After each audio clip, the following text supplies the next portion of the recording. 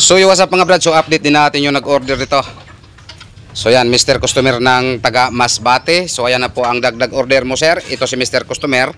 Nakakuha na po to siya dito sa amin ng 4x4 sit up at isang ganito, isang DIY ampli cabinet. Ngayon, nagdagdag na naman po siya ng DIY ampli cabinet. So yan. Ito po ang cover sa itaas at ito po ang cover sa likod. Ayan po ang cover sa harap. So ito po ang sa likod. Yan, ito po ang sa harap. So, again, shout out po sa iyo Mr. Customer ng Masbate. Ready for pick up na po to, Mr. Customer. So, what's up mga brad? So, shout out po pala sa nag-order nito, Mr. Giovanni Sabiliona ng Baira Naga. So, ayan na po ang 14 Ario mo, sir. Ito mga brad, hindi ko sasabihin na maganda to. Pero kung ang pag-uusapan po natin ay matibay, ito, matibay po to. Makagarantiya po ako sa inyo na matibay. Pero hindi po to maganda tingnan. Yan, ipapakita ko po sa inyo yung sa loob. So ayan po ang sa likod. At ito po ang sa harap.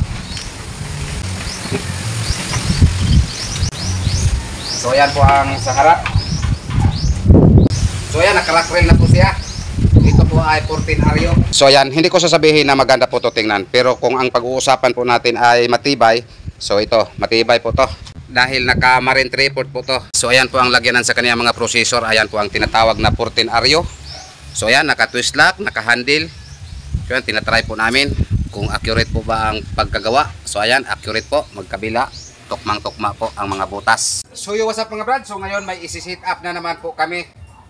Itong dalawang D12 mid-high bullet na in-order sa aming customer, Mr. Lito Hisman ng Carmen Norte ng Cebu. So ayan na po ang dalawang D12 mid-high bullet mo. Isi-sit up na po ito namin. At ito po ang ikakabit namin sa mid. At ito rin ang ikakabit namin sa inyong high. So ayan, tatapusin po muna namin to para mapakinggan po natin ang sound test nito. So ayan, ito po ang ikakabit namin sa mid. Itong PA12600 600 watts. Ito po ang model, ito po ang watts. So ayan, 8 ohms. At ito po ang driver unit, BCS 450 Broadway po ang brand. So what's up mga brad? So yan, dumating na naman po ang ating order na corner guard. Yan, napakakinis sa gusto mag-order ng corner guard. So PM po kayo nito ay. So yan po ang supplier namin ng corner guard. Kung hindi po ako nagkamali, last deliver po niya dito sa amin ay September 10. September 10 to sir? Pila to kabok? 300. So nag-deliver po siya dito sa amin nung last September 10, 300 pieces. So ngayon, September 23. Nag-deliver na naman po siya ng 360. Bali, na-consume na po namin yung last deliver niya. At itong dineliver niya ngayon, so ito po ay para sa mga box nito. So yan. Dahil ubos na po yung last dineliver niya, yung 300 pieces.